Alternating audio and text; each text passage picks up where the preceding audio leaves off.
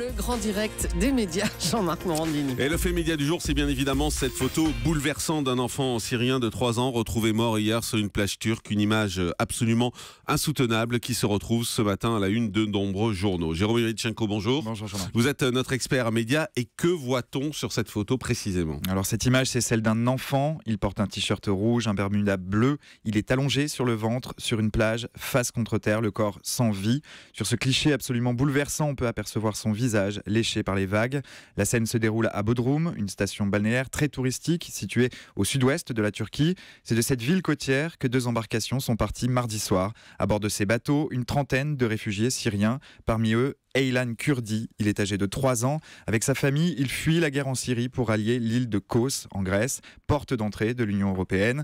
Dans la nuit de mardi à mercredi, son embarcation a fait naufrage et le petit Aylan est mort, noyé. C'est son corps, rejeté par les flots, qui apparaît sur cette photo littéralement insoutenable. Un cliché pris par une agence de presse turque, l'agence Dogan, et qui devient ce matin un symbole. Le symbole de l'horreur, celle que vivent les réfugiés syriens. Le symbole de l'inaction des pays européens aussi, de leur indécision face à une tragédie humanitaire sans précédent. Alors cette photo, on vous en parle depuis ce matin sur Europe 1, puisqu'effectivement elle nous a choqués, mais ce qui est intéressant, et puisqu'on est une émission média, on va s'intéresser à la façon dont cette photo a été diffusée. D'abord, où peut-on la voir, Jérôme? Alors elle est d'abord apparue sur les réseaux sociaux, hier en fin d'après-midi, et ce matin c'est dans la presse qu'on la retrouve à travers toute l'Europe, et notamment en Grande-Bretagne. La quasi-totalité des quotidiens britanniques ont choisi de la mettre en une de leurs éditions du jour.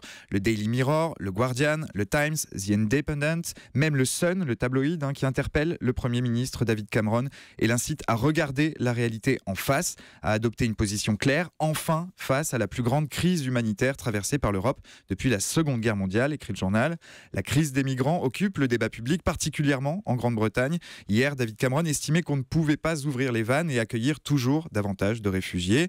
Ailleurs en Europe, on retrouve cette image ce matin en une du quotidien espagnol El País. Même chose en Belgique, où c'est le quotidien Le Soir qui publie la photo.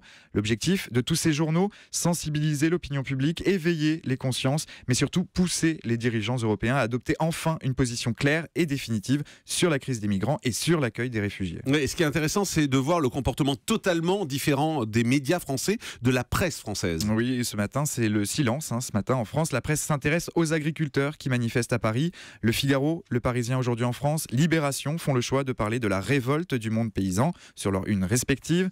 Pas une seule présence de cette photo dans les éditions papier de vos quotidiens nationaux, même en page intérieure. Cette photo, on la retrouve uniquement sur leur site internet, ce matin, timidement, pourrait-on dire. Sur les chaînes info, en revanche, l'image est très présente, elle est largement commentée. BFM TV et iTélé sont revenus sur l'histoire de cette photo, sur l'immense émotion qu'elle suscite. Merci beaucoup, Jérôme Yurichenko. On fait une pause et on se retrouve dans un instant avec le zapping. À tout de suite. Jean-Marc Morandini sur Europe 1. Le grand direct, 9h midi.